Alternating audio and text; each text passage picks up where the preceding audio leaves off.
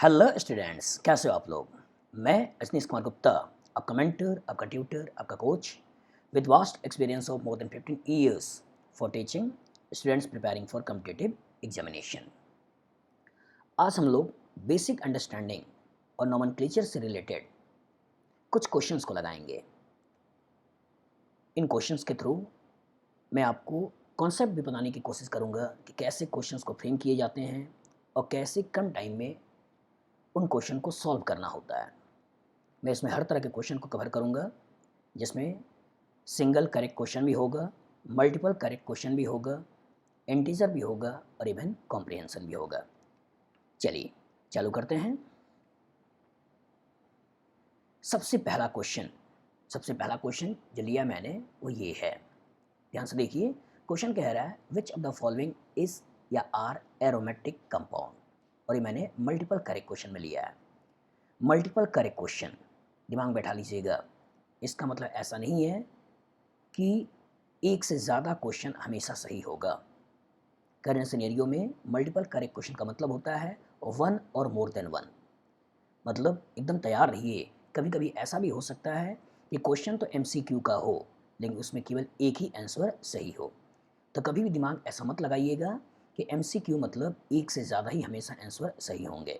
तो हो सकता है क्वेश्चन एमसीक्यू का हो लेकिन एससीक्यू के फॉर्मेट में पूछा गया हो। चलिए देखते हैं।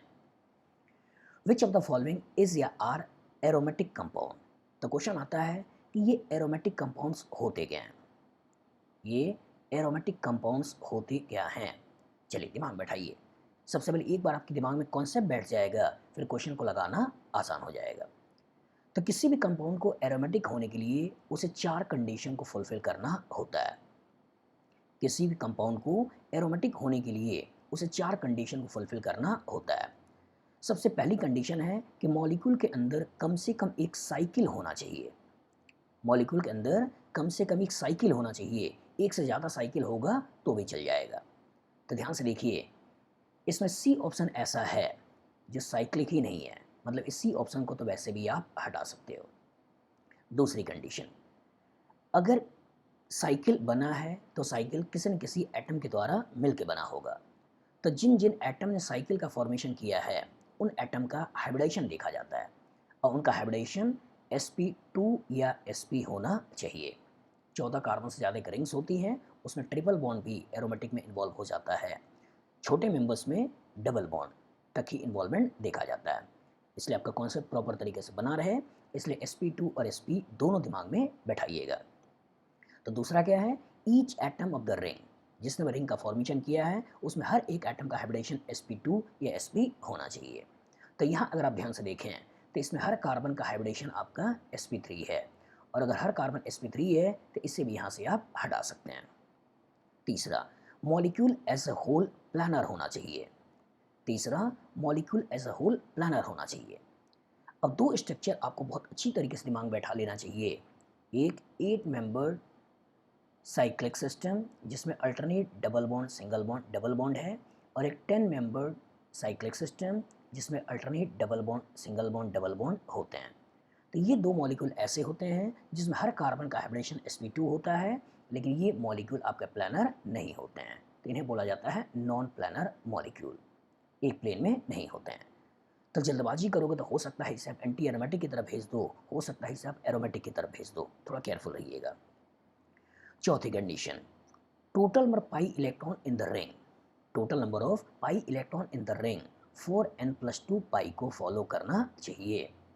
ठीक है, इसी को बोला जाता है हक्कल्स रूल है, मतलब मॉलिक्यूल का हक्कल्स रूल को फॉलो करना चाहिए। फिर से बोल रहा हूँ, किसी भी कंपाउंड को एरोमेटिक होने के लिए सिस्टम साइक्लिक होना चाहिए, साइकिल के हर एक एटम का हाइब्रिडेशन sp2 होना चाहिए, मॉलिक्यूल का शेप प्लानर होना चाहिए, और total number pi electron 4n+2 को फॉलो करना चाहिए। ध्यान से देखिए, इन डेफिनेशंस में, इन पॉइंट्स में कहीं भी ऐसा मेंशन नहीं है कि नाइट्रोजन नहीं होना चाहिए, ऑक्सीजन नहीं होना चाहिए, सल्फर नहीं होना चाहिए। ये भी हो सकते हैं। मतलब जो रिंग्स आप बना रहे हो उसमें रिंग बनाने वाले हर एक एटम कार्बन भी हो सकते हैं, मतलब कार्बोसाइक्लिक या होमोसाइक्लिक कंपाउंड भी हो सकते हैं, और रिंग बनाने वाले एटम्स में कार्बन के अलावा आप नाइट्रोजन, ऑक्सीजन, सल्फर इनको भी सोच सकते हो। मतलब अगर कभी नाइट्रोजन, ऑक्सीजन, सल्फर वगैरह आ जाएँ तो इस तरह कंपाउंड को बोला जाता है हेटेरोसाइक्लिक है। हेटेरोसाइक्लिक है। लेकिन केवल केवल कार्बन रहते हैं तो इस तरह कंपाउंड को बोला जाता है होमोसाइक्लिक है।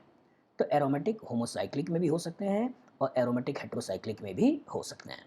अगर इसको देखें, जिसको बोला जाता है पिरिडीन, तो सिस्टम साइक्लिक है। साइकिल का हर एक एटम का हाइब्रिडेशन sp2 है। मॉलिक्यूल का शेप प्लानर है क्योंकि इन दोनों कैटेगरी में नहीं आ रहा है। और ओवरऑल पाई इलेक्ट्रॉन्स का नंबर 6 है, मतलब 4n+2 को फॉलो कर रहा है। दैट मीन्स ये कंपाउंड एरोमेटिक है। इसी तरह यहाँ देखिए, यहाँ पर साइक्लिक सिस्टम के थ्रू दिखा रखा है, रिंग के थ्रू दिखा रखा है पाई इलेक्ट्रॉन को।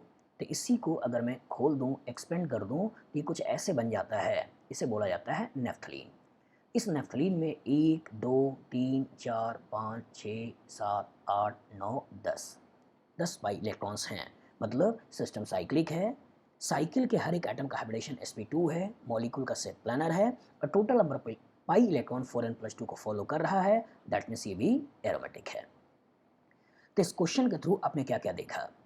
इस क्वेश्चन के थ्रू आपने देखा कि एरोमेटिक कंपाउंड होने के लिए 4 कंडीशन को फुलफिल करना मॉलिक्यूल के लिए ज़रूरी है। पहला, सिस्टम साइक्लिक होना चाहिए।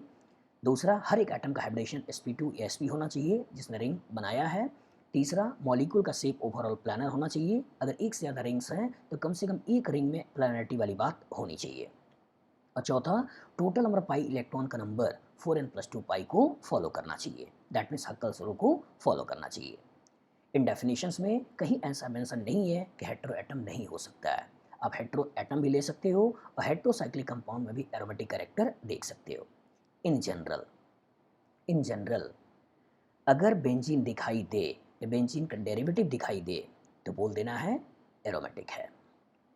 चलिए दूसरे क्वेश्चन पे आते हैं।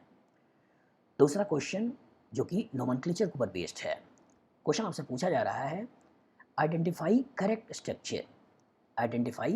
Structure of 4 ethylidene 3,7 di methyl Deka 17 diyne Deka 17 diyne. Deka पे मैंने फोकस क्यों किया कि जब भी कभी नाम लिखा हो और नाम से स्ट्रक्चर्स बनाने हो या ऑप्शंस को चेक करना हो तो सबसे पहला काम देखा करिए वर्ड रूट। अगर वर्ड रूट आप प्रॉपर तरीके से देख पाते हैं तभी आप प्रॉपर तरीके से स्ट्रक्चर्स भी बना पाते हैं। तो कभी स्ट्रक्चर बनाना हो तो वर्ड रूट बना लीजिए। अब वर्ड रूट बनाने के बाद जहाँ जहाँ मिथाइल इथाइल जो सब्स्टिट्यूशन कह रहा हो, जो फंक्शनल ग्रुप कह रहा हो, जो मल्टीपल बॉन्ड कह रहा हो, उसे लगा दीजिए। उस तरह से स्ट्रक्चर बना सकते हैं। लेकिन अगर बना बनाया है और बना बनाए स्ट्रक्चर्स में से आपको देखना है कि कौन सा स्ट्रक्चर करेक्ट है, तो सबसे पहला काम यही करिए, मेन चेन का सिलेक्शन। अगर आपने मेन चेन का सिलेक्शन सही तरीके से कर लिया तो लगभग 90 से 95% काम तो आपने ऐसे ही कर लिया। क्योंकि उसी में ये जो पर्टिकुलर सब्स्टिट्यूशंस हैं, कभी मल्टीपल बॉन्ड्स हो सकते हैं, कभी फंक्शनल ग्रुप्स हो सकते हैं, उसी की पोजीशन को इधर उधर नॉर्मली किया जाता है। चलिए चेक करते हैं। अगर इधर देखें, इधर कार्बन 1 है, इधर मल्टीपल बॉन्ड है, तो दूसरा काम ये भी दिमाग में रखिएगा, दूसरा काम कि कभी अगर मिनिमम पोजीशन देने की बात आए तो सबसे पहले सोचा करिए फंक्शनल ग्रुप ना हो तो सोचा करिए मल्टीपल बॉन्ड, ये भी ना हो तो उस केस में सोचा करिए सब्स्टिट्यूएंट। मतलब सबसे पहला काम मेन चेन का सिलेक्शन करने के बाद कभी मिनिमम पोजीशन देने की बात आए तो पहले फंक्शनल ग्रुप ना हो तो मल्टीपल बॉन्ड, और मल्टीपल बॉन्ड भी ना हो तो उस केस में सब्स्टिट्यूएंट।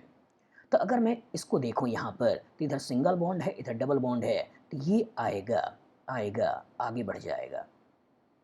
आगे आपने बढ़ा दिया, इधर मल्टीपल है, कार्बन 2 है, इधर भी मल्टीपल है लेकिन कार्बन ज़्यादा है, इसलिए आप ऐसे आगे बढ़ जाइए और इसे बना लीजिए मेन चेन। तो सबसे पहला काम मेन चेन का सिलेक्शन।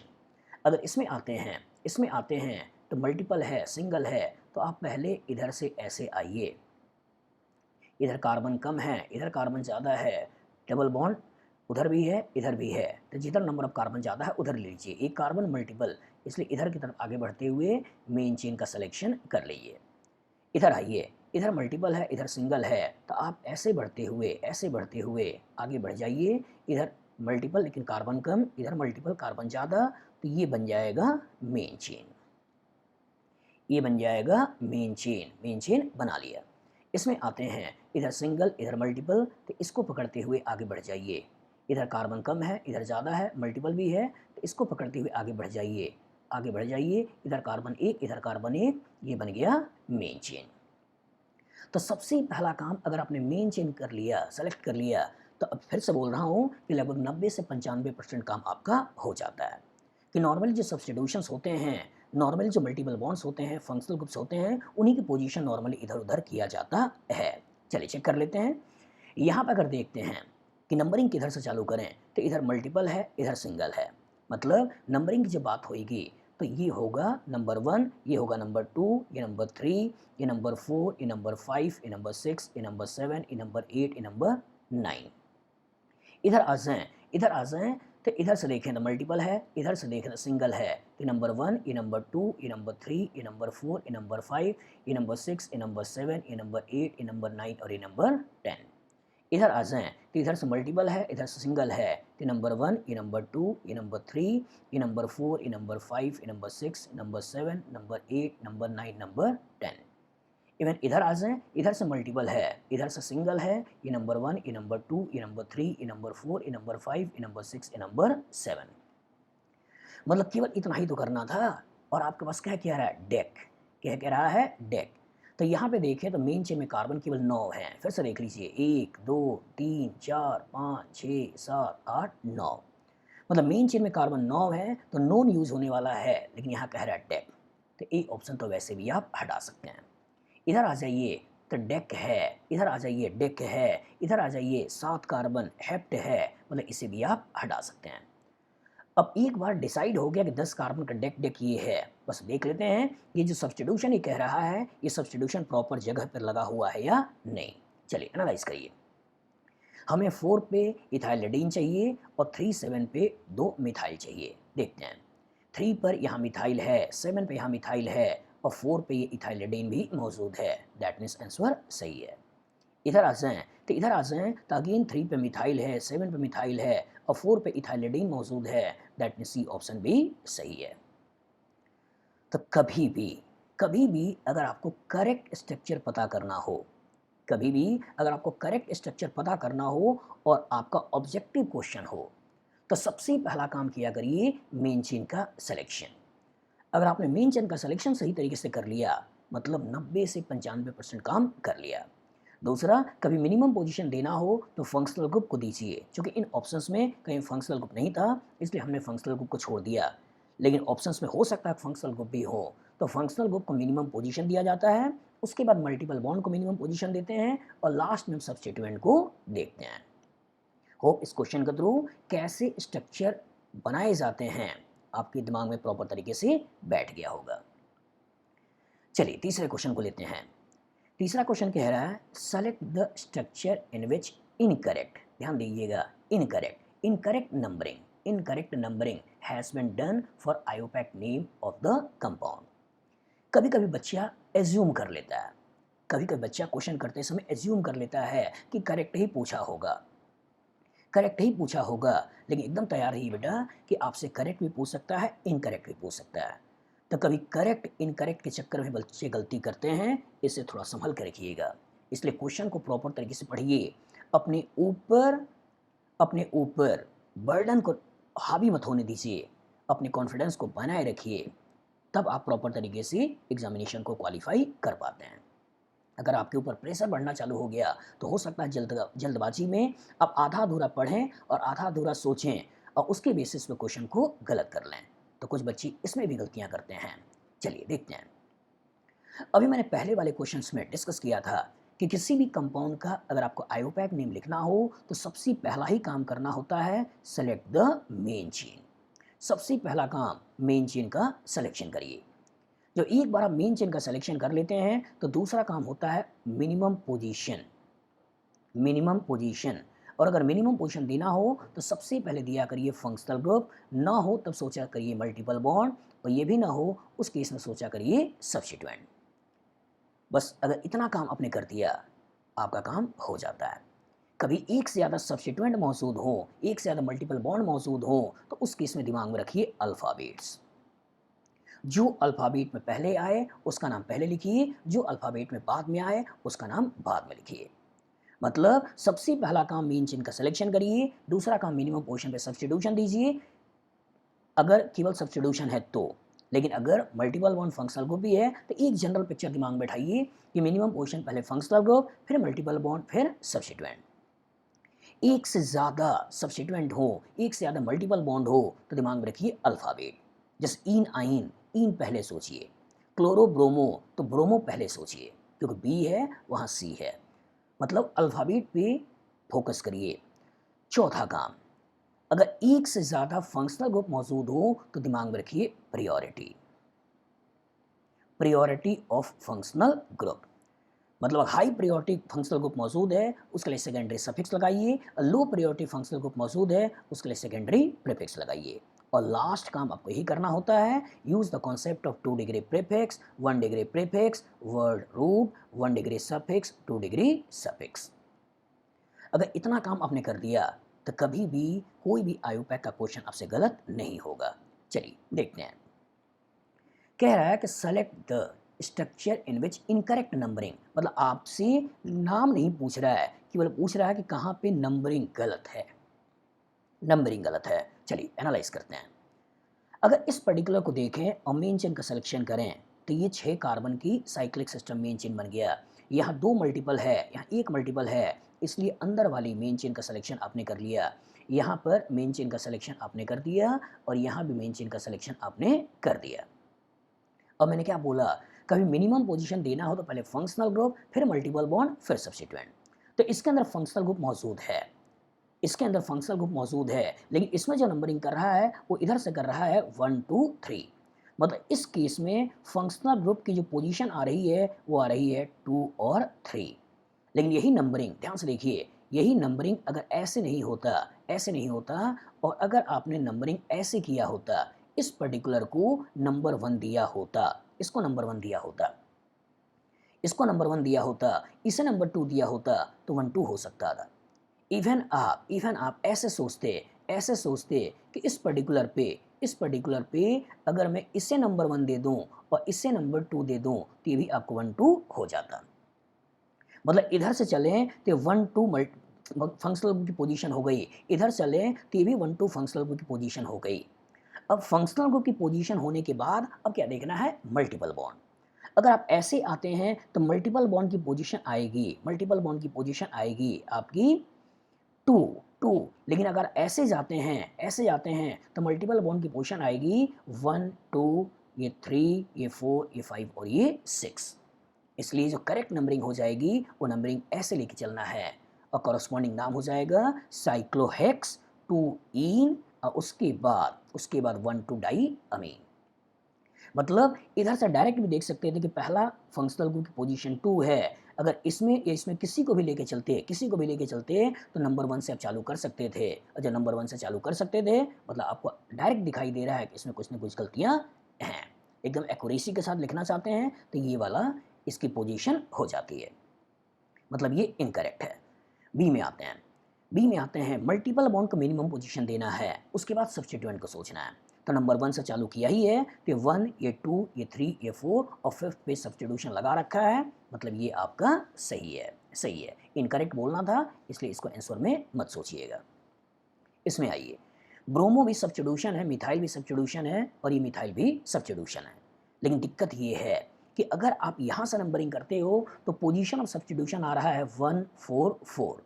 मतलब बी आर की पोजीशन आ रही है 1 पे और मिथाइल की पोजीशन आ रही है 4 पे और इस मिथाइल की पोजीशन भी आ रही है 4 पे। लेकिन अगर इसी पर्टिकुलर का नोमेनक्लेचर में अगर आपने नंबरिंग इधर से किया होता, ये 1, ये 2, ये 3, ये 4, ये 5, ये 6, तो पोजीशन ऑफ सब्स्टिट्यूशन आता 1 1 4।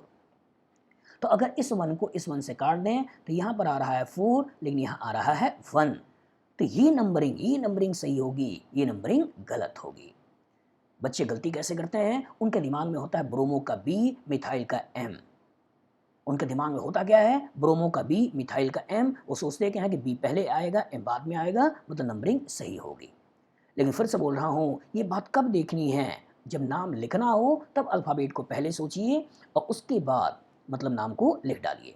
मतलब इस कंपाउंड का नाम लिखना होगा तब लिखिए 4 ब्रोमो 1 डाइमिथाइल साइक्लोहेक्सेन। लेकिन अगर सब्स्टिट्यूशन है तो उन सब्स्टिट्यूशन को मिनिमम पोजीशन ही आपको देनी है। मतलब ये नाम आपका इनकरेक्ट है। इनकरेक्ट है मतलब आंसर में चला जाएगा। चलिए आते हैं। अब यहाँ पे आते हैं, कीटोन फंक्शनल ग्रुप मौजूद है, कीटोन फंक्शनल ग्रुप मौजूद है, अल्कोहल भी मौजूद है। प्रायोरिटी प्रायोरिटी एकदम अच्छे से याद होना चाहिए। सबसे पहले कार्बोक्सिलिक एसिड, फिर उसके बाद सल्फोनिक एसिड, उसके बाद एस्टर, फिर उसके बाद एसिड हैलाइड, फिर उसके बाद अमाइड, फिर उसके बाद नाइट्राइल, फिर उसके बाद एल्डिहाइड, फिर उसके बाद कीटोन, उसके बाद अल्कोहल और उसके बाद अमीन। मतलब कम से कम 10 फंक्शनल ग्रुप की प्रायोरिटीज़ तो आपको बहुत अच्छी तरीके से आनी चाहिए। याद करने का मैंने तरीका बताया होगा। कास कास का मतलब कार्बोक्सिलिक एसिड, स मतलब सल्फोनिक एसिड, इस मतलब एस्टर, एसिड हैलाइड और मतलब अमाइड, नाइट्राइल एल्डिहाइड, को मतलब कीटोन, एक मतलब अल्कोहल और आदमी मतलब अमीन। याद करा दे। मतलब आपको बहुत अच्छी तरीके से याद रखना है कि कास इस एसिड हैलाइड और नाइट्राइल एल्डिहाइड को एक आदमी याद करा दे। अगर स्टेटमेंट आप याद रखते हो तो आपको प्रायोरिटी याद हो जाती है। क्वेश्चन में कीटोन है, अल्कोहल है और कीटोन की हाई प्रायोरिटी है तो इसके लिए सेकेंडरी सफिक्स लगाना है जो हमें लगाना होता है ओन, और अल्कोहल के लिए प्रीफिक्स लगाना है जो लगाना होता है हाइड्रोक्सी। लेकिन चूंकि कंपाउंड का नाम नहीं लिखना है, बस पोजीशन लिखना है, तो कीटोन की मिनिमम पोजीशन सोचिए और अल्कोहल को मैक्सिमम नंबर पर भेजिए। लेकिन यहाँ पे क्या कह रहा है बेटा, ध्यान से देखो, अल्कोहल को नंबर 1 दे रहा है, अल्कोहल को नंबर 1 दे रहा है और कीटोन का नंबर 3 और 4 दे रहा है। मतलब ये गलत है। तो कीटोन कीटोन पर्टिकुलर पार्ट को देना चाहिए था नंबर 1 2, मतलब ये भी आपका क्या है, इनकरेक्ट है। तो जो इनकरेक्ट नंबरिंग हो जाएगी वो इनकरेक्ट नंबरिंग आपकी ए में दिखाई दे रही है, इनकरेक्ट नंबरिंग आपके सी में दिखाई दे रही है और इनकरेक्ट नंबरिंग आपके डी में दिखाई दे रही है। कभी कभी बच्चे फिर से बोल रहे हैं इनकरेक्ट और करेक्ट के चक्कर में भी गलती करते हैं। थोड़ा संभल के, कि सब कुछ कर दिया और उल्टा लिख दिया, वो भी आपके नंबर को खा जाता है। चलिए नेक्स्ट क्वेश्चन पे आते हैं। नेक्स्ट क्वेश्चन जो कि अब सिंगल करेक्ट क्वेश्चन में है, उसमें आपसे पूछा जा रहा है कि ये एक कंपाउंड है, इस कंपाउंड का आयोपैक नेम बताइए। आयोपैक नेम बताइए। तो अभी मैंने थोड़ी देर पहले बोला कि किसी भी कंपाउंड का आयोपैक नेम लिखना है तो सबसे पहला काम सेलेक्ट द मेन चेन। सबसे पहला काम सेलेक्ट द मेन चेन। दूसरा काम मिनिमम पोजीशन। कभी मिनिमम पोजीशन देना हो तो सबसे पहले सोचिए फंक्शनल ग्रुप, नहीं है तब सोचिए मल्टीपल बॉन्ड, ये भी नहीं है उस केस में सोचिए सब्स्टिट्यूएंट, तो ध्यान से देखिए, ओपन चेन में मल्टीपल बॉन्ड है लेकिन साइक्लिक सिस्टम में मल्टीपल बॉन्ड नहीं है। और जो ओपन चेन में मल्टीपल बॉन्ड है, साइक्लिक सिस्टम में मल्टीपल बॉन्ड नहीं है, तो ये ओपन चेन वाला ही मेन चेन बनेगा, ओपन चेन वाला ही मेन चेन बनेगा। और ये साइक्लोहेक्सेन एज ए सब्स्टिट्यूशन आएगा।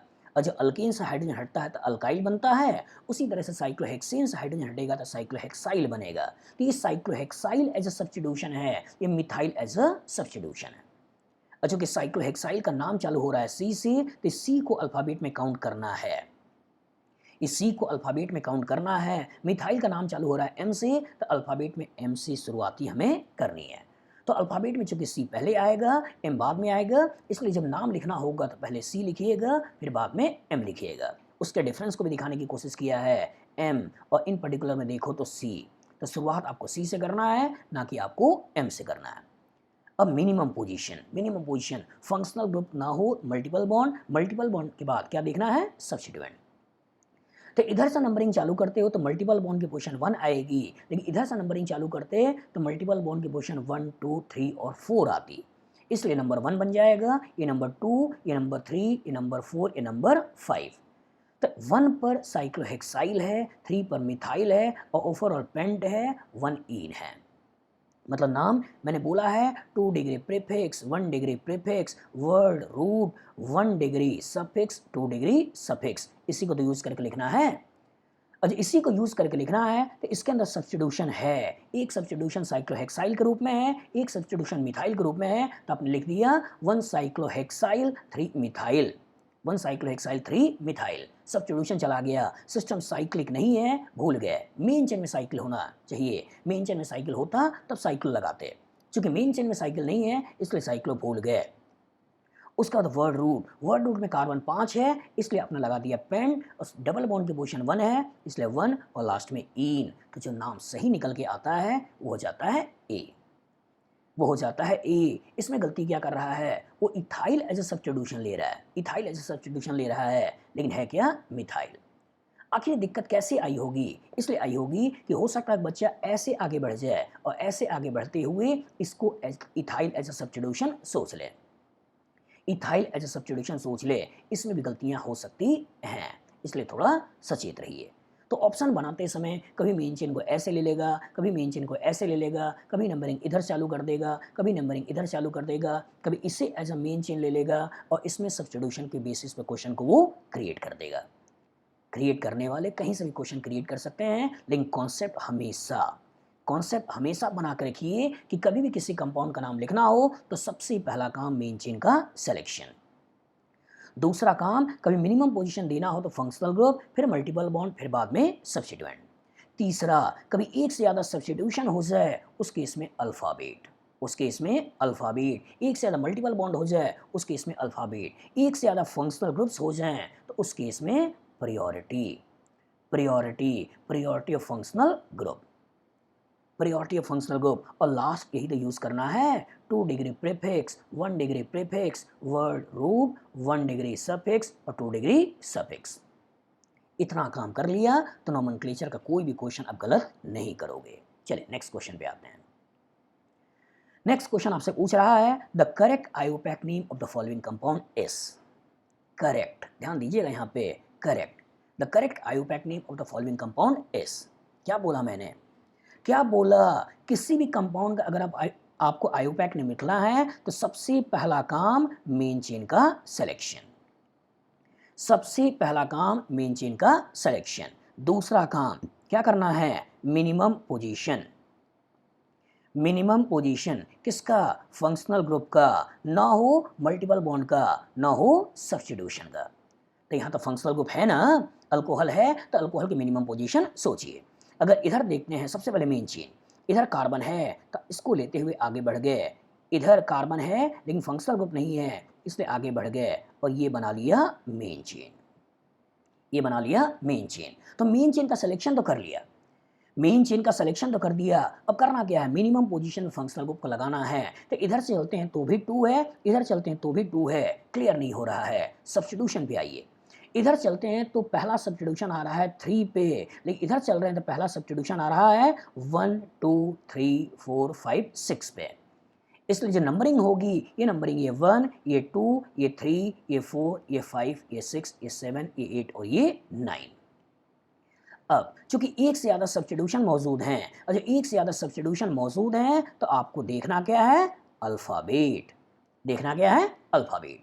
बचपन में आपने ABCD पढ़ा होगा, इथाइल का E है, मिथाइल का M है, तो E पहले M बाद में, तो E का नाम पहले लिखना है, M का नाम बाद में लिखना है। तो 4 पे इथाइल सोचिए, 3 पर मिथाइल सोचिए, नोन सोचिए, 2 8 डाइऑल सोच लीजिए। चलिए देखते हैं, पहले में कह रहा है 4 इथाइल, सब कुछ ठीक है, 3 मिथाइल ये भी ठीक है, उसका नोन ये भी ठीक है, उसका कह रहा है एन ये भी ठीक है, और बाद में कह रहा है 2 8 डाइऑल ये भी ठीक है, मतलब ओवरऑल नाम ठीक है।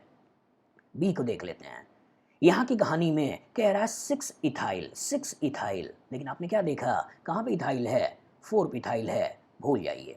यहाँ पे कह रहा है 5 इथाइल, लेकिन हो क्या रहा है 4 पे, मतलब भूल जाइए। यहाँ कह रहा है 4 इथाइल, सही है 4 इथाइल दिख रहा है, कह रहा है लेकिन 2 मिथाइल, लेकिन चाहिए कहाँ 3, मतलब भूल जाइए। और यहाँ कह रहा है 6 इथाइल, वैसे ही भूल जाइए। तो कहने का मतलब ये है कि किसी भी कंपाउंड का अगर आपको आयोपैक नेम देना हो तो सबसे पहला काम मेन चेन का सिलेक्शन, दूसरा काम मिनिमम पोजीशन पे सब्स्टिट्यूशन, अगर फंक्शनल ग्रुप मल्टीपल बॉन्ड ना हो तब, लेकिन हो तो पहले फंक्शनल ग्रुप फिर मल्टीपल बॉन्ड फिर सब्स्टिट्यूशन, तीसरा एक से ज़्यादा सब्स्टिट्यूशन मौजूद हो, एक से ज़्यादा मल्टीपल बॉन्ड मौजूद हो, अल्फ़ाबेट, चौथा प्रायोरिटी, चौथा प्रायोरिटी ऑफ फंक्शनल ग्रुप, और लास्ट केस में आपको यूज़ क्या करना है, 2 degree prefix, 1 degree prefix, word root, 1 degree suffix, 2 degree suffix. इतना काम कर लिया, कहानी हो गई। कहानी हो गई। हो गई मतलब लग गई, क्वेश्चन लग गए, नंबर मिल गए।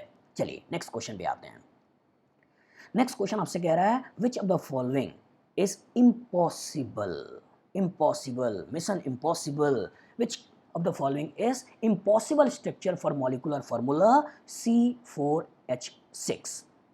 C4H6, C4H6। सबसे पहला काम क्या करिए, DU। सबसे पहला काम क्या करिए, DU, डिग्री ऑफ अनसैचुरेशन निकालिए, जिसका फॉर्मूला क्या होता है, 2C + 2 - H - X + N divided by 2। अलग अलग लोग अलग अलग तरीके से DU के फॉर्मूले को बताते हैं, लेकिन सिंपल, आसान, कॉन्सेप्चुअल, इसे दिमाग में बैठा लीजिएगा। कार्बन का नंबर को दुगना कर देना है, 2 जोड़ देना है, हाइड्रोजन हेलोजन को घटा देना है, नाइट्रोजन को जोड़ देना है, 2 से डिवाइड कर देना है। मतलब मोनोवैलेंसी को घटा देना है। डाई वैलेंसी का ड्यू के कैलकुलेशन में कोई रोल नहीं है, और ट्राई वैलेंसी को जोड़ देना है, 2 से डिवाइड कर देना है। अगर DU 0 है, इसका मतलब ये कोई भी डबल बॉन्ड सिस्टम में नहीं है, कोई भी रिंग सिस्टम में नहीं है। लेकिन DU अगर 1 है, इसका मतलब है कि या तो एक डबल बॉन्ड है या तो एक रिंग है। अगर DU 2 है, इसका मतलब या तो इसके अंदर एक ट्रिपल बॉन्ड है, या तो इसके अंदर 2 डबल बॉन्ड है, या तो इसके अंदर एक रिंग के साथ एक डबल बॉन्ड है, या तो इसके अंदर 2 रिंग्स है, या तो इसके अंदर 2 रिंग्स है। यही तो किया आप लोगों ने, यही तो किया होगा आप लोगों ने। और ये करने के बाद देखा होगा, अरे यार यहाँ तो DU 2 है, यहाँ तो DU 2 है, यहाँ तो DU 2 है, यहाँ तो DU 2 है, यहाँ तो DU 2 है, तो इम्पॉसिबल कौन सा है, इम्पॉसिबल कौन सा है, फंस गए होगे। आपको लग रहा होगा सारे सारे पॉसिबल हैं, लेकिन कहानी का ट्विस्ट क्या है बेटा, कार्बन 4 है। और अगर कार्बन 4 है तो यहाँ कार्बन 4 है, लेकिन ध्यान से देखिए इस स्ट्रक्चर में, ध्यान से देखिए इस स्ट्रक्चर में, रिंग में कार्बन 4 है, एक बाहर भी तो कार्बन है, और जो टोटल कार्बन 5 है, तो ये है C5H8, C5H8। यहाँ 2 2 4 2 6 और 2 8, लेकिन आपको बोल क्या रहा है, C4H6 करिए। कुछ कम जानकार बच्चे जो होते हैं वो इस क्वेश्चन से निकल लेते हैं, वो आराम से इस क्वेश्चन को लगा लेते हैं, उनसे गलती नहीं होती है। क्यों नहीं गलती होती है, कि उन पर्टिकुलर को DU तो आता नहीं है, जो DU तो आता नहीं तो कार्बन हाइड्रोजन गिनने लगते हैं, और आराम से देख लेते हैं, अच्छा कार्बन 4 है, कार्बन 5 है, कार्बन 4 है, कार्बन 4 है, कार्बन 4 है, लग जाता है। तो ऐसे क्वेश्चन कौन गलत करता है, ऐसे क्वेश्चन वो गलत करते हैं जिनका कॉन्सेप्ट काफ़ी अच्छा होता है, जो DU का एप्लीकेशन जानते हैं, वो इसमें फंस जाते हैं कि DU सब में 2 आ रहा है और DU सब में 2 आ रहा है, तो मॉलिक्यूल इम्पॉसिबल कौन सा है, वो बच्चे कहीं ना कहीं इस क्वेश्चन में फंस जाते हैं। तो जब भी फंसें तो नंबर ऑफ कार्बन हाइड्रोजन को भी गिन लें, छोटी सी ट्विस्ट वहाँ से भी देख के क्वेश्चन को फ्रेम किए जाते हैं। आइए नेक्स्ट क्वेश्चन जो आपसे दिया जा रहा है वो कुछ इस तरह का है, Which of the following is correct IUPAC name? Correct IUPAC name. Correct. Correct IUPAC name.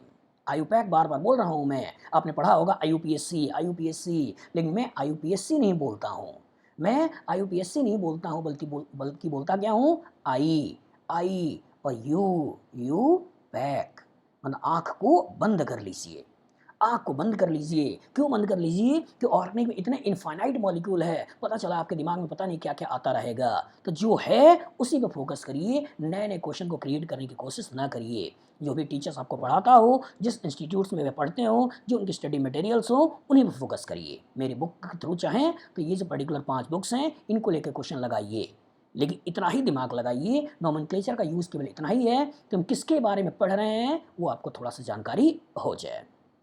चलिए आते हैं, क्वेश्चन कह रहा है which of the following is correct IUPAC name, correct IUPAC name.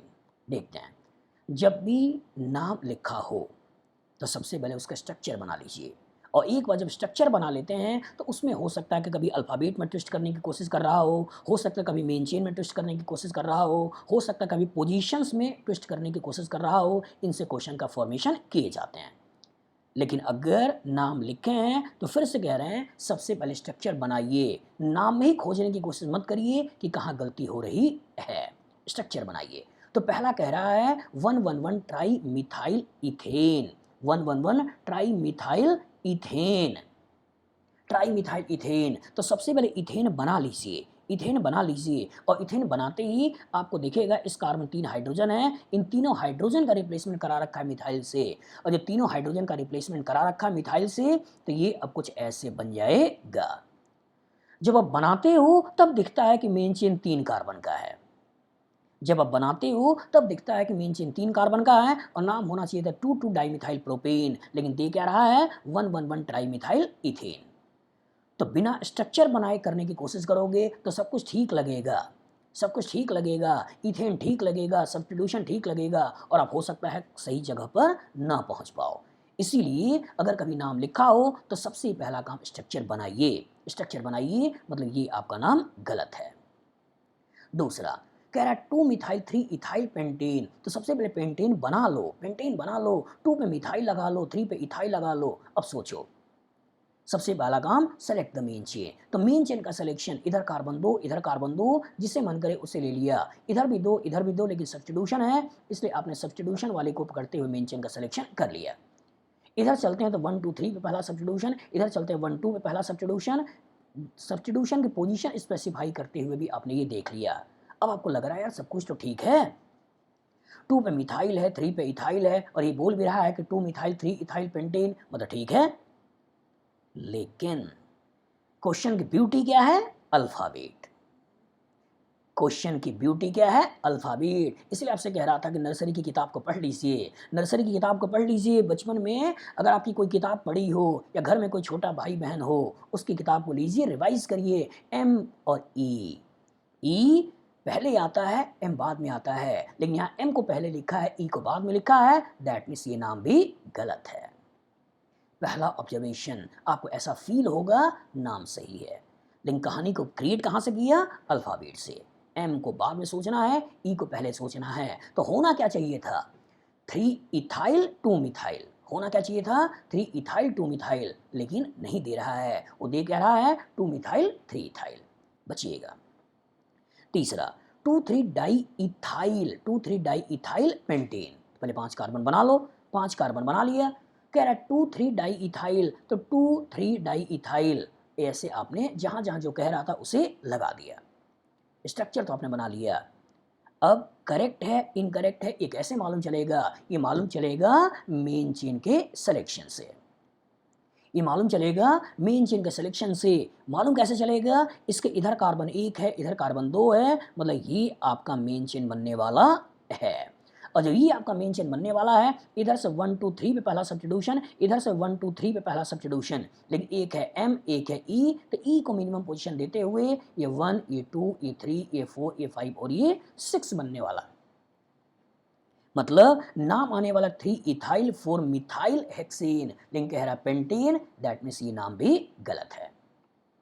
चौथे में आते हैं, चौथा कह रहा है आपसे 3 इथाइल 4 मिथाइल हेक्सेन, तो 6 कार्बन का हेक्सेन बना लो, 2 4 6, 3 पे इथाइल 3 पे इथाइल लगा दो, 4 पे मिथाइल 4 पे मिथाइल भी लगा लो, लगा लो। अब सोचो सबसे पहला काम मेन चेन का सिलेक्शन, तो इसके इधर देखते हैं तो कार्बन 2 है, इधर देखते हैं तो कार्बन 2 है, तो जो अच्छा लगे उसे लेते हुए आगे बढ़ जाओ, आगे बढ़ जाओ। इधर कार्बन 1 है इधर कार्बन 2 है, 2 ज़्यादा होता है 1 कम होता है, बचपन से आपने सीखा है, इसलिए मेन चेन ये बना लो। इधर चलते हैं तो भी 3 और 4 पे सब्स्टिट्यूशन है, इधर चलते हैं तो भी 3 और 4 पे सब्स्टिट्यूशन है, तो जब पोजीशन से क्लियर ना हो जाए तो आ जाइए अल्फाबेट, ई पहले है एम बाद है, बाद में होता है, बच्चे मैंने पढ़ा है, तो ये 1 ये 2 ये 3 ये 4 ये 5 और ये 6, तो ये बन जाएगा 3 इथाइल, 3 इथाइल, फिर उसके बाद 4 मिथाइल, 4 मिथाइल, और उसके बाद हो जाएगा हेक्सेन, हेक्सेन जो कि यहाँ पे कह भी रहा है 3 इथाइल 4 मिथाइल हेक्सेन, जो कि नाम सही है। लास्ट को भी एक बार देख लेते हैं, यहां कह रहा है 1 chloro 2 bromo pentane, 1 chloro 2 bromo pentane, 5 carbon बना लीजिए, 1 पे क्लोरो लगा लीजिए 2 पे ब्रोमो लगा लीजिए और स्ट्रक्चर बना लीजिए। ठीक तो लग रहा है यार, गलती क्या है, गलती क्या है, वही गलती है जो बचपन में आपने रिवीजन किया था, लेकिन इस समय करंट सिनेरियो में रिवीजन नहीं कर रहे हो। है क्या बी और है क्या C, A B C D E F G H I J K L M N O P, मतलब बी का नाम पहले लिखना है सी का नाम बाद में लिखना है। तो बी का नाम पहले लिखना है, सी का नाम बाद में लिखना है, लेकिन सी का नाम पहले लिख रहा है, बी का नाम गलत लिख रहा है, मतलब बाद में लिख रहा है, इसलिए इस पर्टिकुलर को भी हटाइए और जिसको लेकर आप आगे बढ़ोगे, जो सही बोलोगे वो हो जाएगा डी। क्वेश्चन की ब्यूटी समझ में आया, कहाँ कहाँ से क्वेश्चन बनाया जाता है, आपके दिमाग में प्रॉपर तरीके से रहना चाहिए। अब आते हैं कॉम्प्रहेंशन वाले क्वेश्चन पे। कॉम्प्रहेंशन वाले क्वेश्चन में आपसे कह रहा है कि the presence of double bond और rings within a molecule is indicated by quantity called degree of unsaturation. छोटे में इसी को बोला जाता है डी। डिग्री ऑफ अनसैचुरेशन छोटे में बोला जाता है डी। दिल्ली यूनिवर्सिटी मत सोच लीजिएगा, डिग्री ऑफ अनसैचुरेशन सोचिएगा, क्योंकि आप केमिस्ट्री पढ़ रहे हो। केमिस्ट्री अलग होता है, साइंस और इंग्लिश अलग होता है, और ये कुछ लिटरेचर्स अलग होते हैं। इंग्लिश में BUT बट होता है, केमिस्ट्री में BUT ब्यूट होता है, ध्यान रखिएगा। केमिस्ट्री में BUT ब्यूट होता है, ब्यूटेन, और इंग्लिश में BUT बट होता है। कहानी का ट्विस्ट ये सब हैं, थोड़ी बहुत चीज़ें आनी चाहिए। आते हैं डिग्री ऑफ अनसैचुरेशन, जिसको छोटे में बोला क्या जाता है DU। To identify the number of pi bonds और rings and also helpful in determining the structure of the molecule. Deficiency of two hydrogen atom with respect to fully saturated acyclic hydrocarbon is equivalent to 1 DU. 1 DU मतलब एक double bond हो जाए, एक ring हो जाए, दोनों 1 DU के बराबर होता है। इसी को नया नाम देते हैं हाइड्रोजन डेफिशिएंसी इंडेक्स, जिसको बोल दिया जाता है HDI। मतलब कोई नई चीज़ नहीं है, किसी भी एसाइक्लिक सैचुरेटेड हाइड्रोकार्बन अल्केन से कितने हाइड्रोजन मॉलिक्यूल निकले हैं किसी भी कंपाउंड को बनाने में, उसी नंबर का इंडिकेशन है डिग्री ऑफ अनसैचुरेशन। तो एक हाइड्रोजन मॉलिक्यूल निकालकर हम अल्केन से अल्कीन बना सकते हैं, एक हाइड्रोजन मॉलिक्यूल निकालकर अल्केन से साइक्लो अल्केन बना सकते हैं। मतलब रिंग को बनाने में, डबल बॉन्ड को बनाने में एक हाइड्रोजन मॉलिक्यूल निकलता है, मतलब डबल बॉन्ड या रिंग का एक DU होता है। तो क्वेश्चन कैसे आता है? तो क्वेश्चन दो तरीके से आता है। एक आता है जब मॉलिक्यूलर फार्मूला दे दिया जाए, और दूसरा दे दिया जाता है जब स्ट्रक्चर दे दिया जाए। तो जब स्ट्रक्चर दे दिया जाए तो उसमें देखिए कितने डबल बॉन्ड्स हैं, उसमें देखिए कितने रिंग्स हैं, और डबल बॉन्ड रिंग को काउंट कर लीजिए, और जो भी नंबर आता है वो उसका DU हो जाता है। और दूसरा, अगर कभी मॉलिक्यूलर फार्मूला लिखा हो तो उस केस में मैंने DU का फार्मूला आपको बताया है, फिर से बता रहे हैं। कार्बन के नंबर को दुगना कर दीजिए, दो दो जोड़ दीजिए, जितने हाइड्रोजन है जितने हेलोजन है उसे घटा दीजिए, नाइट्रोजन को जोड़ दीजिए और 2 से डिवाइड कर दीजिए। लेकिन कीजिए क्योंकि कैलकुलेशन है, और जब कैलकुलेशन नहीं करोगे तो आंसर आएगा भी नहीं। कैलकुलेशन नहीं करोगे तो आंसर आएगा भी नहीं, इसलिए कैलकुलेशन कीजिए। मोनोवैलेंसी को घटाइए, डाई वैलेंसी का कोई रोल है नहीं, ट्राई वैलेंसी को जोड़िए और 2 से डिवाइड करिए। ऑक्सीजन सल्फर आ जाए भूल जाइए, नाइट्रोजन आ जाए जोड़िए, फ्लोरीन क्लोरीन ब्रोमीन आयोडीन आ जाए घटाइए, लेकिन करिए। कुछ बच्चे होते क्या हैं, तुरंत करिए सुनते ही पेपर खोल लेते हैं और पेपर पे करना चालू कर देते हैं। अरे क्यों पेपर पे करें, मुंहजबानी करें, 2 का टेबल ही तो है यार। 2C मतलब है क्या, कार्बन का नंबर को दुगना करना है, तो मुंहजबानी करिए। यहाँ पे क्या कह रहा है, 5 5 दूना 10 10 2 12 12 माइनस ये 7 5 5 माइनस 3 2 2 बाई 2 A, मतलब ये तो 3 नहीं है, क्योंकि पहला क्वेश्चन आपसे कह रहा है कि विच of the following has DU3, किसका DU3 है। तो इसी फॉर्मूले को फिट करिए और फिट करते हुए आंसर को लगाइए। कैलकुलेशन मन में करिए, पेपर पेन को अवॉइड करिए, तब आपकी मैथ स्ट्रांग बनती है। पेपर पेन को अवॉइड करिए, सोचिए C2H2 है, मन में पढ़ा पढ़िए, जो भी पढ़ा होगा। इंग्लिश मीडियम वाले पढ़े होंगे 2 बन जा 2, हिंदी वाले पढ़े होंगे 2 दूना 4। तो जिस तरीके से आपने पढ़ा होगा उस तरीके का यूज़ करिए। हमने हिंदी मीडियम वाले के हिसाब से पढ़ा था तो 2 दूना 4 ही ले लेते हैं। तो यहाँ 2 दूना 4 और 2 6, 6 माइनस 2 कितना हो गया 4, 4 बाई 2 कितने हो गए 2। तो ये भी आपका DU3 नहीं है। लेकिन यहाँ आते हैं तो 3 इंटू 2 हो गया 6 और एक नाइट्रोजन है तो हो गया 7, सॉरी 3 इंटू 2 6 प्लस 2 8 और एक नाइट्रोजन हो गया 9 और 9 माइनस 3 6 बाई 2 दैट मीन्स 3। यहाँ DU3 आ रहा है, यही हमारा आंसर होना चाहिए। डी को भी एक बार चेक कर लेते हैं। यहाँ पे कह रहा है कार्बन का नंबर 6 है तो 6 दूना 12 कर दो, तो जोड़ दो, 12 दो 14 और एक नाइट्रोजन है 15 में से ये आप 7 घटा दो, 6 हाइड्रोजन का और एक ये फ्लोरीन का, तो 15 में से 7 गया, 15 में 7 गया 8 बाई 2 मतलब DU हो गया 4, दैट मीन्स ये भी नहीं है। तो जो DU है वो DU3 किस में आ रहा है, C में आ रहा है। हो गया आपका आंसर। कुछ बच्चे पेपर तुरंत खोल लेंगे, पेन तुरंत निकाल लेंगे और करना चालू कर देंगे। अरे रामायण थोड़ी नहीं लिखना है यार, 2 का टेबल तो आपने पढ़ाई है और 2 का टेबल पढ़ाई है तो 2 को ही तो C से मल्टीप्लाई करना है। आप नंबर ऑफ कार्बन मत देखो कि 18 दूना 36, अब 2 इंटू 18 36 सोचो, 2 का टेबल ही तो है। चलिए यहाँ पे आते हैं, यहाँ पे आते हैं। अब अगर स्ट्रक्चर दिया हो और स्ट्रक्चर से कभी अगर ड्यू निकालना हो तो उसके सिर्फ डबल बॉन्ड रिंग को देख लेना है। चूंकि यहाँ पर उसने ड्यू नहीं पूछा बल्कि पूछा क्या, जनरल फार्मूला। इसलिए मैंने बेसिक शुरुआत में बोला था, किसी भी a cyclic saturated hydrocarbon alkane से, अल्केन जिसका जनरल फार्मूला क्या होता है, CnH2n+2, किसी भी ए साइक्लिक सैचुरेटेड अल्केन से कितने हाइड्रोजन मॉलिक्यूल निकाले गए हैं किसी भी कंपाउंड को बनाने के लिए। तो इस कंपाउंड को बनाने के लिए चूंकि DU 2 है तो 2 हाइड्रोजन मॉलिक्यूल निकाला गया होगा, तो 4 हाइड्रोजन एटम निकाला गया होगा, और जो 4 हाइड्रोजन एटम निकाला गया होगा तो इसी को अल्केन के जनरल फार्मूला से घटा दो, और जनरल फार्मूला से घटा देते हो तो CnH2n-2 निकल कर आता है। अब यही खोज कर देख लेना है कि ये जनरल फार्मूला कहाँ लिखा हुआ है। पहला कह रहा है CnH2n, भूल जाओ। दूसरा कह रहा है CnH2n+2, भूल जाओ। तीसरा कह रहा है CnH2n-2, ले लो। और चौथा कह रहा है CnHn, मतलब भूल जाओ। तो कहानी में अगर कभी भी जनरल फार्मूला निकालना हो तो DU सोचिए, और जितने उसके DU हैं उसी DU के नंबर्स को 2 से मल्टीप्लाई करके उसको हाइड्रोजन के टर्म्स में सोचते हुए घटा दीजिए। और इस क्वेश्चन के थ्रू 2-3 कॉन्सेप्ट्स आपसे जानने की कोशिश किया। ऊपर पैराग्राफ में तो केवल कहानी सुनाया। अगर आपने कॉन्सेप्ट पढ़ा है DU का तो आप बिना कॉम्प्रिहेंशन को पढ़े भी डायरेक्ट क्वेश्चन को लगा सकते थे, और मैक्सिमम बच्चों ने ऐसे ही किया होगा, और यही करने का तरीका भी है। क्योंकि साइंस है, और साइंस है केमिस्ट्री है, केमिस्ट्री में कार्बन हमेशा 4 ही बॉन्ड बनाता है। DU का कॉन्सेप्ट हर जगह हर देश में यही होता है। इंग्लिश तो है नहीं कि ग्रासा था, कभी लड़ाई करने घोड़े से आएगा, कभी लड़ाई करने हाथी से आएगा, कभी तीर चलाएगा, कभी बंदूक चलाएगा, कभी हो सकता है तोप चलाए। तो राजा आएगा, इंग्लिश की कहानी है, और इंग्लिश में कुछ भी आ सकता है, कुछ भी कर सकता है। लेकिन साइंस है, और साइंस में अगर कार्बन है तो कार्बन हमेशा 4 बॉन्ड ही बनाएगा। कार्बन कभी भी 3 बॉन्ड नहीं बनाएगा, हमेशा टेट्रावैलेंट ही होता है। तो पैराग्राफ में आप टाइम बचा सकते हैं, पैराग्राफ को बिना पढ़े डायरेक्ट क्वेश्चन को भी लगाइए।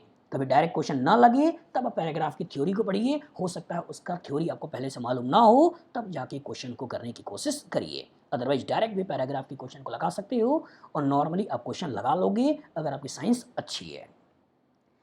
चलिए अब आते हैं इंटीजर वाले क्वेश्चन में। इंटीजर वाले क्वेश्चन में आपसे पूछ रहा है, if number of sp2 carbon, sp2 carbon atom, if number of sp2 carbon atom present in the given compound is x। अब x y के टर्म्स को समझाने की कोशिश कर रहा है। if number of sp2 carbon atom present in the given compound is x and number of sp3 carbon atom are y, report your answer x plus y। जोड़ घटाना गुणा भाग आपने बचपन सीखा होगा, वही जोड़ना है और जोड़कर आंसर को बताना है। लेकिन सबसे पहले क्वेश्चन लगाना है, और सबसे पहले क्वेश्चन लगाना है, और क्वेश्चन अगर हाइब्रिडाइजेशन का है, और हाइब्रिडाइजेशन में केवल और केवल आपको सिग्मा बॉन्ड को गिन लेना है। लोन पर इलेक्ट्रॉन तो भगवान की दया से कार्बन में होता नहीं है, इसका मतलब केवल सिग्मा बॉन्ड के नंबर को गिन लिया। और अगर नंबर 2 है मतलब हाइब्रिडाइजेशन sp है, अगर नंबर 3 है उसके इसमें हाइब्रिडाइजेशन sp2 है, और अगर नंबर 4 है तो हाइब्रिडाइजेशन sp3 है। केवल सिग्मा के नंबर को गिनिए। सिग्मा का नंबर अगर 2 है तो हाइब्रिडेशन sp है, 3 है तो हाइब्रिडेशन sp2 है, और 4 है तो हाइब्रिडेशन sp3 है। यही तो देखना है। क्वेश्चन की ब्यूटी नॉर्मली होती क्या है, हाइड्रोजन को छुपा दिया जाता है। जितने हाइड्रोजन होते हैं अगर वो बच्चा सही तरीके से गिन लेता है, वो क्वेश्चन प्रॉपर तरीके से लगा लेता है। आसान इसमें क्या दिख रहा है, पाई मतलब sp2 को पहले गिन लेते हैं। तो एक sp2 यहाँ है, एक sp2 यहाँ है, एक sp2 यहाँ है, एक sp2 यहाँ है, एक sp2 यहाँ है, एक sp2 यहाँ है। गिनती आपको आती है 2 4 6, 2 4 6, तो 6 तो हो गए आपके sp2 कार्बन, 6 तो हो गए sp2 कार्बन एटम। अब कह रहा है sp3 कार्बन को पकड़िए। अब बाकी जो sp3 कार्बन है उसको देख लेते हैं। जल्दबाजी करोगे तो हो सकता है कोई कार्बन छूट जाए, और जो ही कार्बन छूटा आपके आंसर इधर उधर आ जाएंगे। इंटीजर का क्वेश्चन है, फंस जाओगे। इसलिए इंडिकेट करके एक एक को पकड़ो, जल्दबाजी में छूटे ना। कोई भी एक किनारा पकड़ो, मान लो इसको पकड़ते हैं 1 2 3 4 5 6 7 8, 9, 10, 11, 12, 13, 14, 15, 16। 16 यही तो है। एक बार फिर से काउंट कर लो, कभी कंफ्यूजन हो जाए तो। 1, 2, 3, 4, 5, 6, 7, 8, 9, 10, 11, 12, 13, 14, 15, 16। 16 ले लिया, और 16 + 6 गिनने आता ही है। ये नंबर कितने हो गए? 22। हमारा आंसर कितना हो गया? 22। बच्चे गलती कहाँ करते होंगे? बच्चे गलती होती है तो कहाँ होती है? होती है ये वाला कार्बन का हाइब्रिडेशन भूल जाते हैं, इस वाले कार्बन को गिनना भूल जाते हैं, इस वाले कार्बन को गिनना छोड़ देते हैं, इस वाले कार्बन को जल्दबाजी में वो नहीं गिन पाते हैं, और अगर नहीं गिन पाते हैं गलती हो जाती है, और इस sp3 को छोड़ने से नंबर्स में वेरिएशन आता है, और इसी की वजह से उनके आंसर गलत हो जाते हैं। इसलिए आपसे बार बार कह रहे हैं, जब भी ऐसा क्वेश्चन करना हो तो हर एक एटम को इंडिकेट कर लो कि कहीं वो जल्दबाजी में छूट तो नहीं गया, कहीं वो जल्दबाजी में छूट तो नहीं गया, और अगर छूटा है तो तुरंत नोट कर लो, वरना कहीं पे निगाहें कहीं पे निशाना हो जाएगा और आपके आंसर गलत हो जाएगा। चलिए अगले क्वेश्चन पे आते हैं। अगला क्वेश्चन आपसे कह रहा है, एक मॉलिक्यूल दिया हुआ है, और इस मॉलिक्यूल को देने के बाद आपसे कह रहा है, if number of primary carbon atom present in the given compound is x and number of tertiary carbon atom is y, then x and y is। Again जोड़ घटाना गुणा भाग उसी को करा रहा है। पहले तो गिन लेते हैं, पहले तो कॉन्सेप्ट सीख लेते हैं कि पहले तो कार्बन के नंबर को देख लेते हैं, टाइप्स को देख लेते हैं कि प्राइमरी सेकेंडरी टर्सरी कार्बन होते क्या हैं। तो कॉन्सेप्ट, प्राइमरी कार्बन उस कार्बन को कहते हैं, प्राइमरी कार्बन उस कार्बन को कहते हैं जो किसी और कार्बन से अटैच ना हो या एक तरफ से कार्बन से अटैच हो। प्राइमरी कार्बन उस कार्बन से कहते हैं जो किसी और कार्बन से अटैच ना हो, जैसे ऑक्सीजन से अटैच हो, नाइट्रोजन से अटैच हो, सल्फर से अटैच हो, फॉस्फोरस से अटैच हो, या एक तरफ से कार्बन से अटैच हो, इसे बोलते हैं प्राइमरी कार्बन। ऐसा कार्बन जो दो तरफ से कार्बन से अटैच है सेकेंडरी कार्बन, और ऐसा कार्बन जो तीनों तरफ से कार्बन से अटैच है उसे बोलते हैं टर्सरी कार्बन। और चूंकि कार्बन की 4 वैलेंसी है तो ऐसा भी हो सकता है कि कार्बन चारों तरफ से कार्बन से अटैच हो। तो on the basis of attachment of carbon, यही कार्बन 4 तरह के होते हैं, प्राइमरी, सेकेंडरी, टर्सरी और क्वाटरनरी। लेकिन अगर वो आपसे केवल और केवल यही पूछ रहा है कि प्राइमरी कार्बन और टर्सरी कार्बन का नंबर बताइए, तो गिनिए, देखिए कितने कार्बन से अटैच हैं। अगर आप इस कार्बन को देखो तो एक कार्बन से अटैच मतलब प्राइमरी, इसको देखो एक कार्बन से अटैच प्राइमरी, इसको देखो तो एक कार्बन से अटैच प्राइमरी, इसको देखो तो एक कार्बन से अटैच प्राइमरी, इसको देखो तो एक कार्बन से अटैच प्राइमरी, इसको देखो तो एक कार्बन से अटैच प्राइमरी। तो अगर कहानी केवल हाइड्रोकार्बन की है तो इन जनरल जो CH3 वाले हाइड्रोजन होते हैं वो सारे के सारे प्राइमरी होते हैं। इवन जो CH3 का कार्बन होता है ये सारा का सारा कार्बन प्राइमरी होता है। तो आप केवल CH3 को देख के भी बता सकते हो। दिक्कत तब आती है जो हाइड्रोकार्बन का डेरिवेटिव होता है, कभी नाइट्रोजन आ जाए, सल्फर आ जाए, ऑक्सीजन आ जाए, उसके थोड़ा सचेत रहिएगा, क्योंकि हो सकता है कार्बन ना होकर नाइट्रोजन ऑक्सीजन से अटैच करके कहानी में ट्विस्ट को क्रिएट कर दे। लेकिन चूंकि कार्बन का ही कंपाउंड है, हाइड्रोकार्बन ही है, तो आप केवल CH3 को देख के भी अपने आंसर को निकाल सकते हैं। तो प्राइमरी का नंबर तो आपने गिन लिया, 2, 4, 6 लिख लिया। अब टर्सरी को सोचिए। टर्सरी मतलब तीन तरफ से कार्बन से अटैच, तीन तरफ से कार्बन से अटैच, इसी को देखना है, इसी को देखना है। इसको अलग पेन से दिखाएं। ये देखिए ध्यान से, तीन कार्बन से अटैच, ये देखिए ध्यान से, तीन कार्बन से अटैच, यहाँ 2, 2, तीन कार्बन से अटैच, तीन कार्बन से अटैच, 2, 4 कार्बन से अटैच, यहाँ तीन कार्बन से अटैच, तीन कार्बन से अटैच, 2, 2, तीन कार्बन से अटैच, 2, और ये तीन कार्बन से अटैच। तो इसी के बेसिस पे अब गिनने तो आपका आता ही है, 1, 2, 3, 4, 5, 6, 7, 8। तो इसी 8 को यहाँ पे जोड़ दीजिए और 6 और 8 निकल जाते हैं 14। क्रॉस चेक कर लीजिए कि कोई गलती तो नहीं है। यहाँ 1, 2, 3, 4 कुछ छूट तो नहीं रहा है, क्वाटरनरी है। 1, 1, 2, 3, 4, 5, 6, 7, 8। और एक बार प्राइमरी को भी गिन लीजिए, 1, 2, 3, 4, 5, 6, और 6 और 8 14, और आपका आंसर हो जाता है 14। तो इंटीजर के क्वेश्चन को करते समय थोड़ा एक्स्ट्रा केयरफुल रहिए, एक्स्ट्रा केयरफुल रहिए। हो सकता है कि आपका आंसर 14 आ रहा हो और आप आंसर 14 निकाल भी रहे हो सकता है कभी आप 13 तक तो पहुंच गए हो, एक जल्दबाजी में छूट गया हो, इसलिए थोड़ा सचेत होकर करिएगा। यहाँ पे आते हैं, यहाँ पे नेक्स्ट क्वेश्चन आपसे पूछ रहा है, find the number of allylic hydrogen in the following compounds. Allylic allylic, allylic होते क्या हैं? कार्बन कार्बन डबल बॉन्ड के बगल वाले कार्बन लगे हुए हाइड्रोजन, इन हाइड्रोजन को बोला जाता है एलाइलिक हाइड्रोजन। एलाइलिक हाइड्रोजन याद रखिएगा। एक नया टर्म आता है विनाइलिक, तो कार्बन कार्बन डबल बॉन्ड से डायरेक्टली अटैच हाइड्रोजन, इसे बोलते हैं विनाइलिक। एक आता है बेंजाइलिक, जिसमें बेंजीन के बगल में अगर कार्बन है और इस कार्बन में लगे हुए हाइड्रोजन है, इस हाइड्रोजन को बोला जाता है बेंजाइलिक। तो इसे बोला जाता है एलाइलिक, इसे बोलते हैं विनाइलिक, इसे बोलते हैं बेंजाइलिक। तो चूंकि यहाँ पे कह रहा है एलाइलिक, मतलब कार्बन कार्बन डबल बॉन्ड के बगल वाले कार्बन के हाइड्रोजन का नंबर को गिनना है, हाइड्रोजन का नंबर को गिनना है और उसी को साथ में सभी मॉलिक्यूल्स के हाइड्रोजन को गिनते हुए लास्ट में जोड़ देना है। चलिए सोचते हैं, अगर इस कार्बन कार्बन को घेर लें, कार्बन कार्बन को घेर कर देखें तो 2 यहाँ है, 2 यहाँ है, मतलब यहाँ से निकल गया 4। अगर इसको देखें, इस पर्टिकुलर को देखें और इसको घेर दें, तो इसको घेर दें तो यहाँ से हो गया 2 इसके कॉरस्पॉन्डिंग, यहाँ से हो गया 2 इसके कॉरस्पॉन्डिंग, तो यहाँ से हो गया 4, यहाँ से हो गया 4। अब जरा इसमें आते हैं, इसके बगल में ये है, इसके बगल में ये है और इसके बगल में ये भी है, इसके बगल में ये भी है, तो इसका मतलब हो गया 2, यहाँ से हो गया एक 3 और यहाँ से हो गया 3 और टोटल हो गए 6। अगर इसमें देखें तो इसके बगल में वही है, इसके बगल में वही है, इसलिए मैं एक साथ घेर ले रहा हूँ और इसके बेसिस पे हो गया यहाँ पर 2, इसके भी वही एलाइलिक 2, इसके भी वही एलाइलिक 2, तो इसी पर्टिकुलर के बेसिस पे आपने यहाँ पे ले लिया 2। यहाँ पे आ जाएं तो सिंगल बॉन्ड वाला कोई है ही नहीं, मतलब हो गया 0। यहाँ पे आ जाएं तो इस पर्टिकुलर के बगल में 3 और इस पर्टिकुलर बगल में 3, तो यहाँ से हो गया 6 और इसको देख लें तो इधर हो गया 3, इसको देख लें इधर हो गया 3 और दोनों के लिए हो गया 2, तो इसके बेस 3 3 6 और 2 8। अब इसी को ओवरऑल गिन लेना है, इसी को ओवरऑल गिन लेना है कि इसके कॉरस्पॉन्डिंग 4 4 8 और 8 और 6, 8 और 6 14, 14 2 16, 16 2 18, 18 और 6 24 और 24 और 6 24 और 8, 24 और 8 कितने हो गए 32, और ये हमारा आंसर। एक बार फिर से गिन लेते हैं, क्योंकि कभी कभी हो सकता है कि आप जोड़ घटाना में भी गलती कर लो, सब कुछ ठीक कर दो और कैलकुलेशन में जोड़ने में ही गलती कर दो। देख लेते हैं, 4 4 8, 8 और 6, 8 और 6 14, 14 2 16, 16 2 18, 18 और 6, 18 और 6 24 और 24 और 8 32, मतलब कैलकुलेशन ठीक है। थोड़ी बहुत मैथ्स मुझे भी आती है।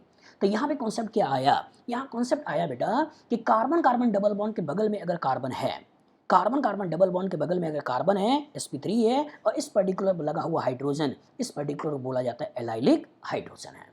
इसी के साथ ये भी दिमाग में रखिएगा, कार्बन कार्बन डबल बॉन्ड के ऊपर से लगा हुआ हाइड्रोजन विनाइलिक और बेंजीन के बगल वाले कार्बन से अगर हाइड्रोजन हटा रहे हो तो इसे बोलते हैं बेंजाइलिक, इसे बोलते क्या है बेंजाइलिक, इसे बोलते क्या है विनाइलिक। विनाइलिक यहाँ पे Cl लगा दें विनाइल क्लोराइड, यहाँ Cl लगा दें एलाइल क्लोराइड, यहाँ Cl लगा दें बेंजाइल क्लोराइड। अगले क्वेश्चन पे आते हैं।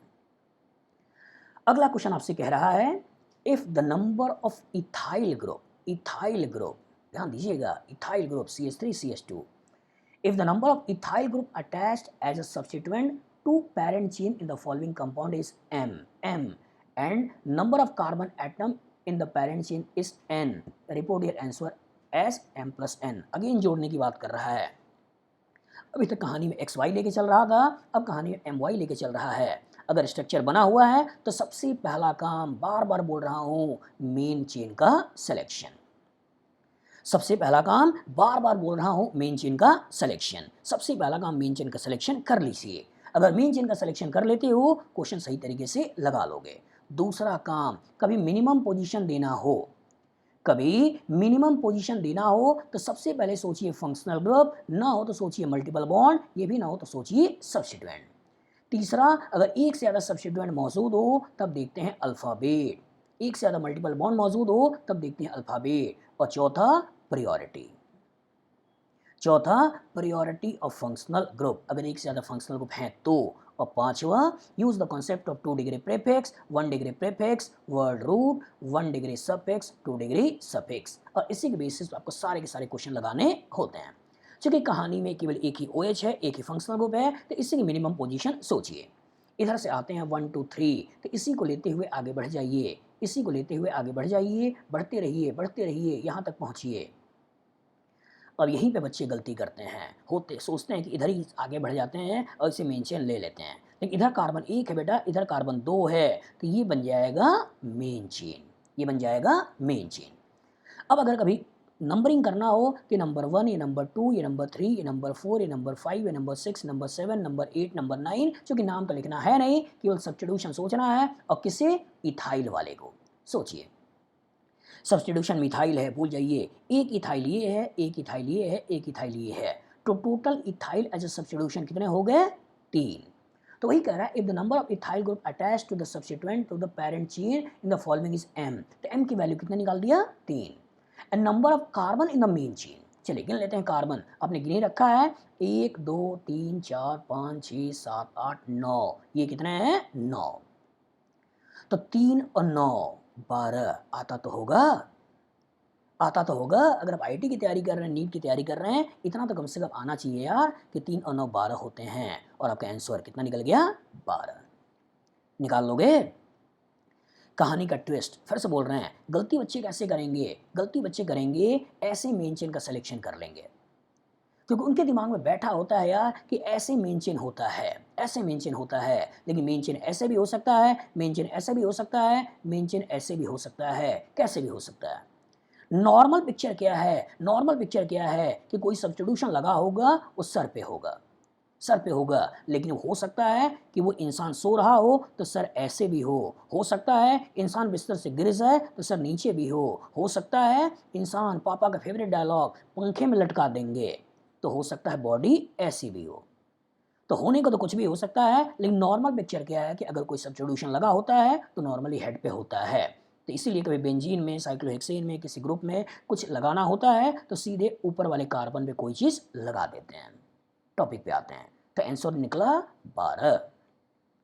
चलिए नेक्स्ट क्वेश्चन आपसे पूछ रहा है, if locant position of sulphonic acid of the following PQR respectively, then find the value of PQR into 2।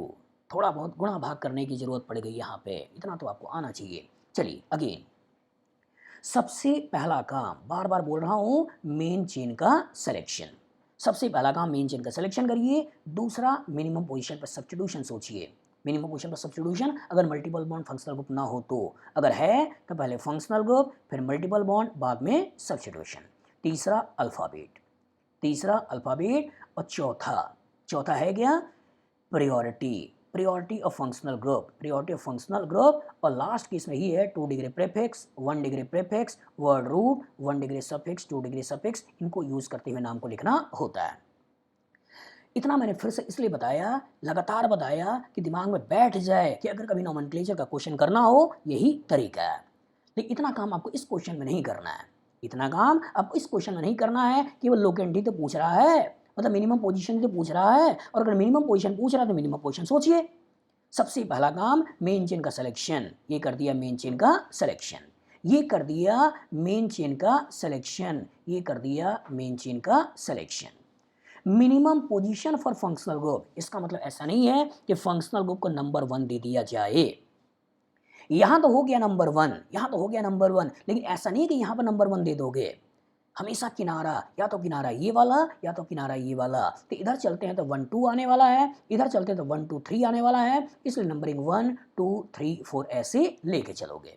इसमें आते हैं किनारा 1 2 पे फंक्शनल ग्रुप, इधर से 1 2 3 4 पे फंक्शनल ग्रुप, इसलिए 1 2 3 4 5 ऐसे सोच लेना है। कभी भी दिमाग में ऐसा पिक्चर मत बैठाइएगा कि फंक्शनल ग्रुप को मिनिमम नंबर देना है, मतलब 1 नंबर देना है। नंबर वो कहीं भी हो सकता है, 1 पे भी हो सकता है, 2 पे भी हो सकते हैं, 5 पे भी हो सकते हैं। इसी के बेसिस पर 2 तरह के फंक्शनल ग्रुप आपने पढ़े होंगे, चेन टर्मिनेटिंग और chain non chain terminating. Chain terminating हमेशा किनारे होते हैं, वो नंबर 1 पे आएंगे, लेकिन नॉन चेन टर्मिनेटिंग कहीं भी हो सकते हैं बेटा, इसलिए थोड़ा केयरफुल रहिएगा। अब यहाँ कह रहा 1 है, यहाँ कह रहा पोजीशन 2 है, और यहाँ कह रहा अगेन पोजीशन 2 है, और 1 2 2 मतलब होते हैं 5, और 5 में 2 गुणा करें तो होते हैं 10, और 10 का मतलब होता है बस, मतलब आंसर निकल जाता है, और आंसर निकल जाता है 10। बना लोगे? केयरफुल रहिए, हमें मिनिमम पोजीशन पहले फंक्शनल ग्रुप को देना है, फिर मल्टीपल को देना है।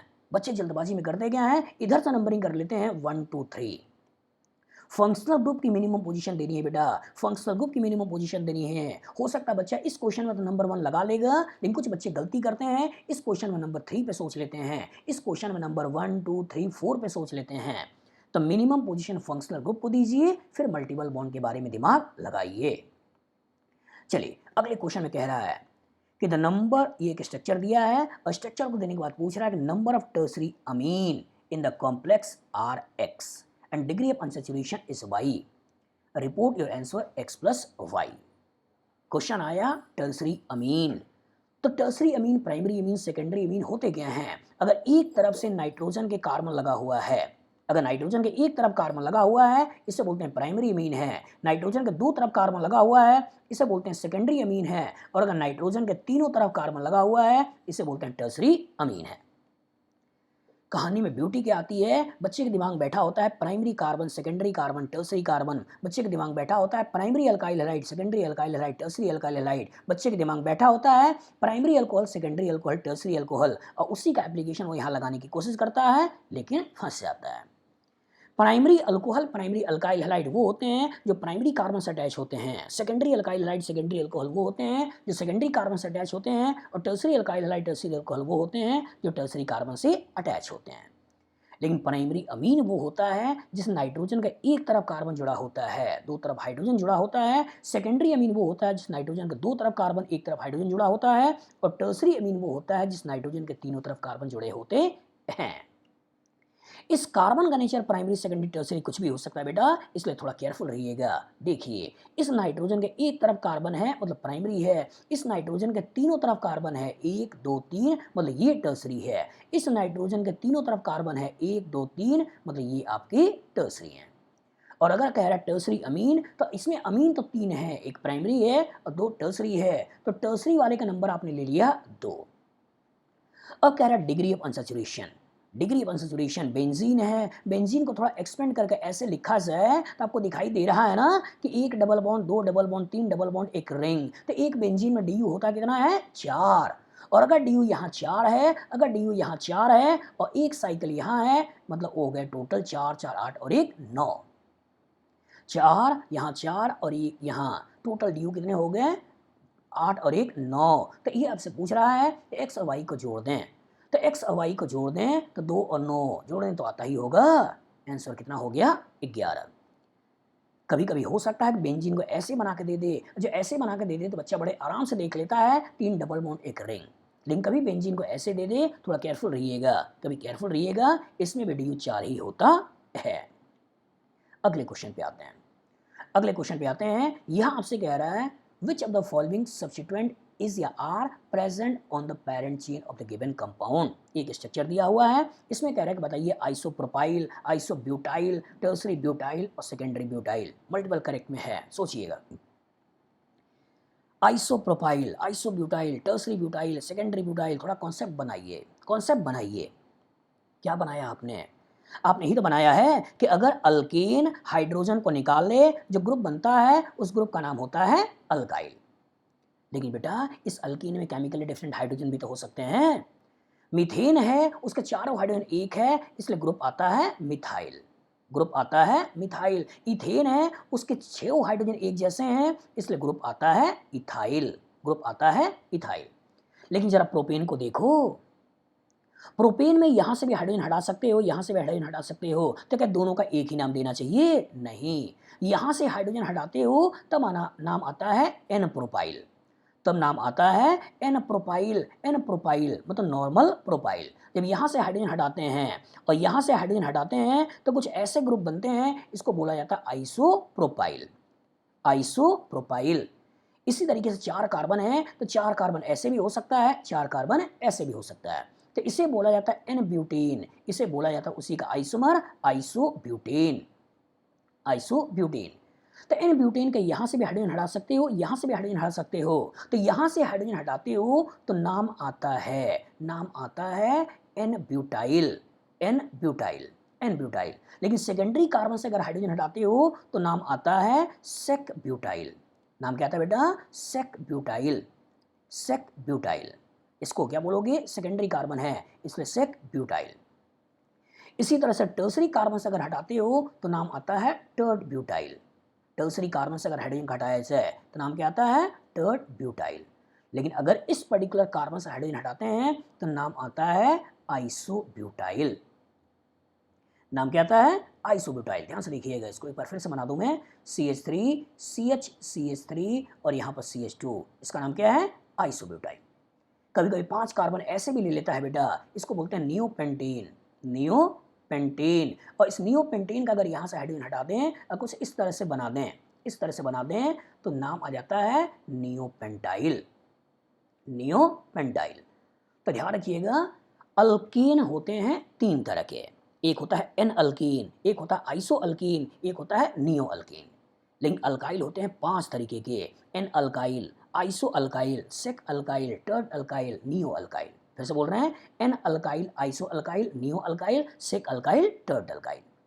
केयरफुल रहिए, सोचिए सोचिए, इस पर्टिकुलर पार्ट को देखिए, क्या ये आइसोप्रोपाइल नहीं है? और जो आइसोप्रोपाइल है तो वही आपसे पूछ रहा है which of the following substituent is या आर प्रेजेंट, तो आइसोप्रोपाइल है। इसको देखिए क्या टर्सरी कार्बन से लगा हुआ हाइड्रोजन नहीं था जिसको हटाया आपने, मतलब है क्या? टर्ड ब्यूटाइल। टर्ड ब्यूटाइल जो यहाँ पर है। इसको देखिए क्या सेकेंडरी नहीं है, और अगर सेकेंडरी है तो यहाँ पे आपका सेक ब्यूटाइल भी मौजूद है। लेकिन आइसोब्यूटाइल, ये आइसोब्यूटाइल सिस्टम में ऐसे होता है और ये आइसोब्यूटाइल यहाँ पर नहीं है, तो हमारा आंसर निकल जाता है AC एंड D। तो इस क्वेश्चन के थ्रू ये समझाने की कोशिश किया गया था कब आपको एन प्रोपाइल, कब आपको आइसोप्रोपाइल, कब आपको N butyl, sec butyl, isobutyl, tert butyl, इनको यूज किया जाता है। चलिए इस क्वेश्चन को देखते हैं। इस क्वेश्चन में आपसे पूछ रहा है विच ऑफ द फॉलोइंग आयोपेक्टिन इज या आर करेक्ट। करेक्ट। पहले क्वेश्चन में क्या किया है?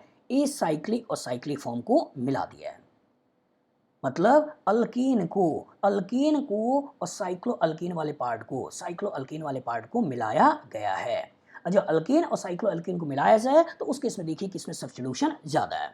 जिसमें सब्स्टिट्यूशन ज़्यादा होता है उसी को मेन चेन ले लेते हैं, भले ही नंबर ऑफ कार्बन ज़्यादा हो या कम हो।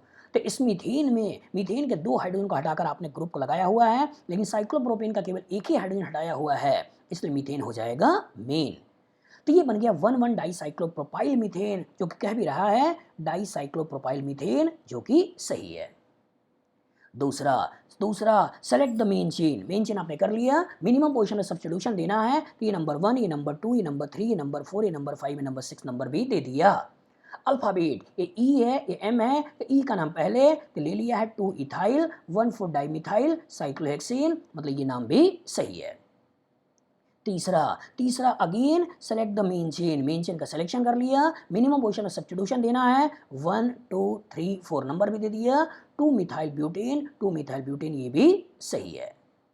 लेकिन ब्यूटी ऑफ द क्वेश्चन यहां छुपा हुआ है। बच्चा देखेगा मेन चेन, बच्चा देखेगा 2 मिथाइल 2 इथाइल, अल्फाबेट भी देख लेगा 2 इथाइल 2 मिथाइल।